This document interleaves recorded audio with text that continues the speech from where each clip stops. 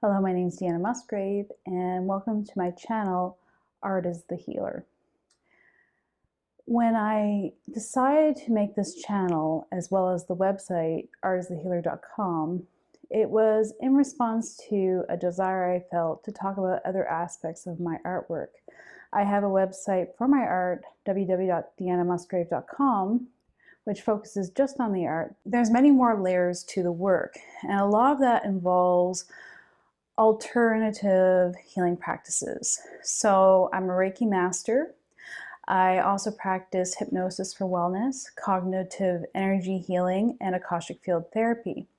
I also combine all these techniques to get to know the biofield or energy field of a client, to then paint a portrait, which I call a mirror portrait, to mirror to them something that they need to see that might assist them, guide them, as a record of the transformation they go through these alternative practices. Part of this is a desire to want to create space for a conversation and research into this phenomenon when an artist gets involved in healing, whether it's through their art being transformational, and I talk about the term transformational art on my website. You can check out a blog post in the links. When an artist creates transformational art that changes people just through the quality of the art, but also artists who maybe are practitioners, and that practice informs their process of their artwork. So a lot of the inspiration for this came when my friend Kim Jones sent me the artist Emma Kunz saying, Deanna, this really reminds me a lot about your ideas and your work, even though if you look at Emma Kunz to my work, you might not see that connection. Emma Kunz was a dowser who used dowsing to assist people. I'm a dowser as well. When I say dowsing, a lot of you probably are thinking of a split stick looking for water. Dowsing can also be used for alternative practices to assess the body and to navigate healing energy. So when I found an artist who not only had a body of work that was being taken seriously by the academic art community, but also that artwork was so tied into her practice of assisting others through alternative healing methods, that I really felt I found someone I could connect with. To be honest with you, looking at the history of art, I really had a hard time finding one person that really, or a movement that really was getting at what I'm trying to do. And so part of the desire to make this channel is also a desire to create space for other artists that were like me, that maybe are searching for an academic discussion about that type of work. I see this as being very different from art therapy. I think it's important to define it separately. I have a deep respect for the practice of art therapy, and I really think you need to be educated in it to have a license, because when you're an art therapist, you are a licensed counselor.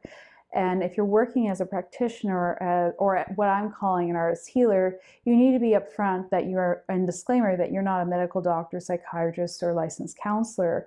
I'd like to see a world where alternative practitioners, licensed counselors, and doctors can work together, because I think there's different aspects of service that each discipline brings to the table that can really help in the creation of wellness, transformation, and healing. I would define transformational art as art made by artists who are professional, and by that I mean artists who are regularly exhibiting, have been recognized by their peers, have some form of formal training, and their work, by their quality, by their discipline, creates a healing effect or transformational effect. So on my website, I have a blog where I research other artists, but I also talk about the work I do and how I see it fitting into this idea of transformational art. I also have a manifesto on there called the Artist Healer Manifesto, which I keep adjusting as I learn more and think about it more. But the term came out of researching Emma Kunz and the book Artist, Researcher, and Healer. I took researcher out because to me, artists by their nature is a researcher. Artists, when they make an art show, are researching an idea. And I do feel very aligned with the researcher. My artwork has always been a depiction of this energy that I experience through intuitive means, and a celebration of intuition, empathy, and transformation. becomes difficult sometimes when you're living between worlds to talk to the academic art world about my ideas versus the alternative healing arts practitioner world. Sometimes certain words don't translate. For instance, when you're talking to a Reiki master, we often describe the right side of the body as the masculine side and the left side is the feminine. And the masculine will have properties of being more active and doing, whereas the feminine is more passive and waiting, receiving, giving, receiving. But we don't see those terms as tied to gender. Everyone has a feminine and masculine aspect. I would say in the academic art world, those words really hold a lot of baggage attached to gender. I would almost advocate for a changing of those terms to warrior and nurturer. The warrior goes and does, is active and gives, whereas the nurturer receives and takes care of themselves, finds a more intuitive way of speaking. All my works are expressing a balance of these energies. I think it's really a response to our times because we become more global and we're very much aware of each other's polarity. And we're at a time in our life where we have to think, how are we all going to create peace despite the fact that we have different beliefs, values, experiences? And in my work, what I want to show is, I think of ideas being symbolized by a form, I'm looking at this piece called Edith right now that's in my kitchen. And there's butterflies in it, which is a type of form. Maybe that's one type of idea. Then there's this sort of teardrop motif coming down the side. That could be another form of idea or value. And then there's this sort of cloud-like forms. There's these symbols that represent, that are from a heritage building, a Gothic heritage building I really love called the Gothic Arches. And somehow they all coexist in my painting. And I would say if I was going to define the subject of my paintings, it's the space in between these things that have a polarity, that create a confluence and the possibility for peace. And in general, I think art does that very well. You might say that terms like artist healer may not even be necessary because at the core of being an artist is to do these things. However, I would say that there are certain artworks that are more in the area or have the intention of being transformational or are related to a healing practice. And that's what I'm talking about when I talk about artist healers. I see artist healer as more of an academic art term that should not necessarily be used when you're talking to a client. When I'm introducing what I do to a client, I would probably say that I'm a healing arts practitioner, meaning that I am a researcher and practitioner of many different healing arts.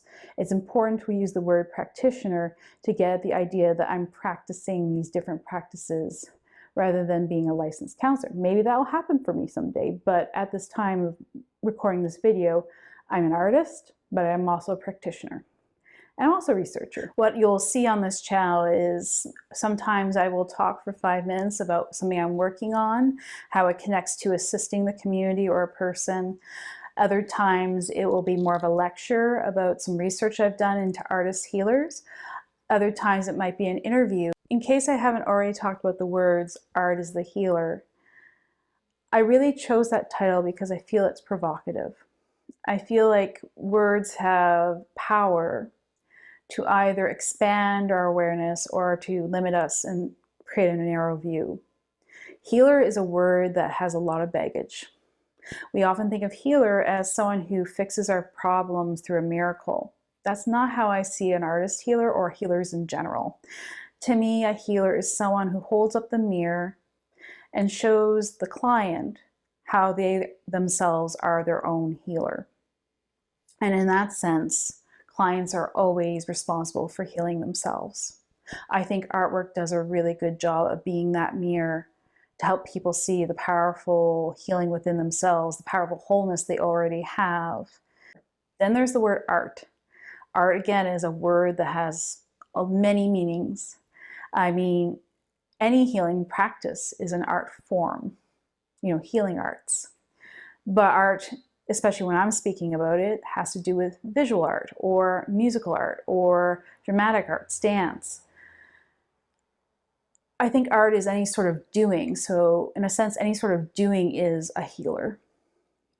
I also think of ourselves as individuals as this grand art form. So, when I say art is the healer, what I'm really saying is you are yourself, your own healer. And I would love to help show you the beautiful, reflect to you the beautiful healer that you yourself are. Like and subscribe at Art is the Healer, and check out my artwork at deannamusgrave.com.